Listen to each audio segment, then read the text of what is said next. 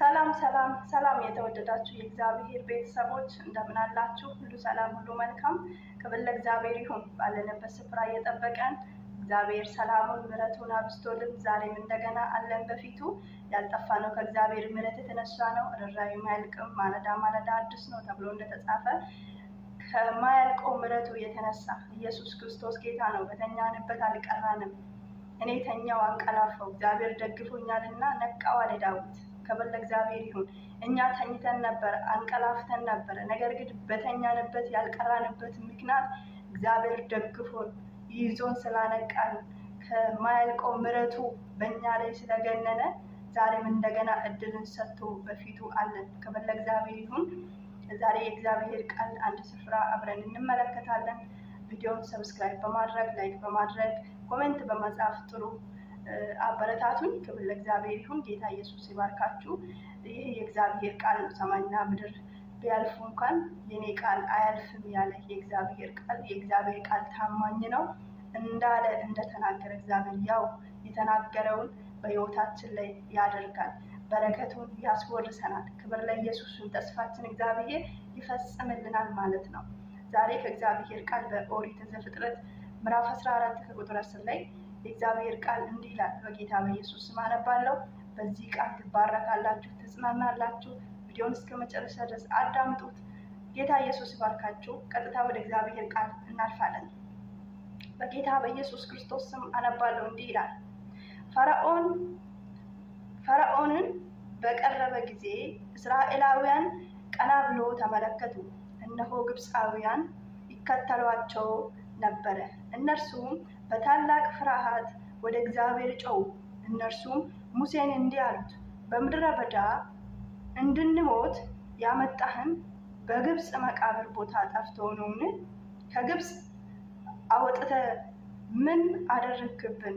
በግብፅ ሳለን ተወን፣ እባክህ ግብፃውያን እናገልግል አላልንህም ነበረ? በምድረ በዳ ከምንሞት ግብፃውያንን ብናገለግል ይሻል ነበረ አሉት። ክብር ለኢየሱስ ይሁን። ሙሴም ለሕዝቡ መለሰላቸው፣ አትሸበሩ፣ ጸንታችሁ ቁሙ። እግዚአብሔር ዛሬ የሚያደርጉላችሁን መታደግ ታያላችሁ። ዛሬ የምታያቸውን ግብፃውያን ደግሞ አታያቸውም። እግዚአብሔር ስለ እናንተ ይዋጋል፣ እናንተም ያለ ነው ይላል። ክብር ለእግዚአብሔር ይሁን።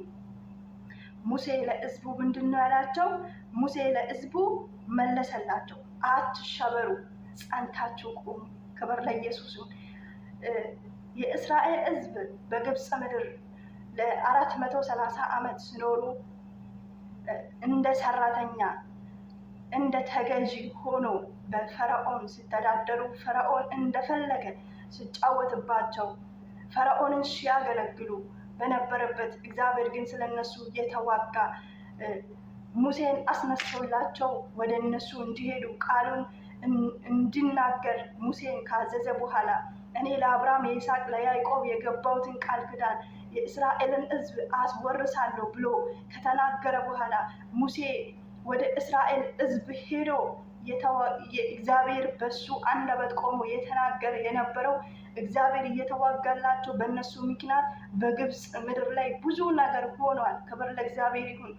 ከበኩር ሆኖ ከተወለደ ከሰው ልጅ እስከ እንስሳ ድረስ እግዚአብሔር ገሎ የራሱን ልጅን የራሱን የእስራኤል ሕዝብን አርነት እያወጣ እዚህ ጋር እንመለከታለን።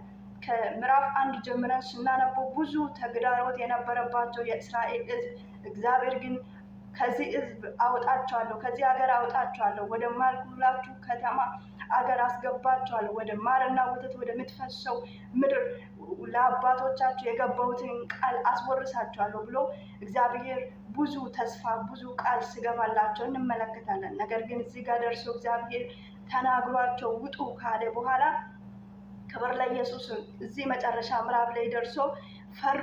ምክንያቱም ከግብፅ ከወጡ በኋላ የፈርዖን ልብ ደንድኖ ሰረገላውና ፈረሶቹን ይዞ እየተከተላቸው ነበር እና እዚህ ምድረ በዳ ላይ እዛው ብናገለግላቸው ይሻል ነበር። ግብፃውያን እዛው ብናገለግላቸው ይሻል ነበር። በዚህ ምድረ በዳ ከምንሞት በዛ በግብፅ መቃብር ቦታ ጠፍቶ ነው ለምን አወጣህን እያሉ ሙሴ ላይ ሲጨቃጨቁ ሙሴን ሲናገሩ እዚህ ስፍራ እንመለከታለን። ክብር ለእግዚአብሔር ይሁን።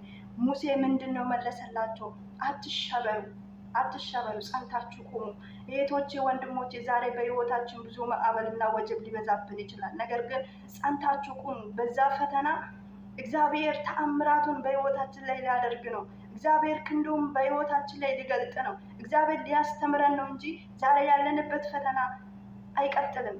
ኢየሱስ ክርስቶስ ጌታ ነው። አይቀጥልም። ምክንያቱም ይሄ ፈርዖን ተከታትለው ከግብፅ ወጥቶ እዚህ ምድረ በዳ ላይ የእስራኤል ህዝብ ሲከተል፣ ነገር ግን ከነሱ ጋር አልቀጠለም፣ ተቆረጠ። ኢየሱስ ክርስቶስ ጌታ ከነሱ ኋላ ቀረ። የእስራኤል ልጆች ግን በድል በየብስ በደረቅ መሬት ተሻገሩ። ውሃን እንደ ግድግዳ አቁሞ እግዚአብሔር ተአምራቱን አሳያቸው። እነሱን ሲከተሉ የነበሩት ግን ወደ ኋላ ቀሩ። ኢየሱስ ክርስቶስ ጌታ ነው። ዛሬ አንቺን የሚከተል በሽታ፣ አንቺን የሚከተል ጭንገፋ፣ አንቺን የሚከተል የትኛውም ነገር ወደ ኋላ ይቀራል። ክብር ለኢየሱስ ይሁን። አንቺ ትሻገራለሽ፣ ከበረከትሽ ጋር ትገናኛለሽ። እግዚአብሔር የገባልሽን የተስፋ ቃልን ትወርሻለሽ። ተስፋ ቆርጣችሁ ያላችሁት በተለያየ ሁኔታ በበሽታ በማጣት በችግር ተስፋ ቆርጣችሁ ያላችሁት እህቶቼ፣ የእስራኤል ህዝብ ለብዙ ዓመታት ግብፃውያን ሲያገለግሉ፣ ነገር ግን እግዚአብሔር ከነሱ ጋር ነበረ። እግዚአብሔር እያያቸው ነበረ፣ ጩኸታቸውንም እየሰማ ነበረ። አልጣላቸውም።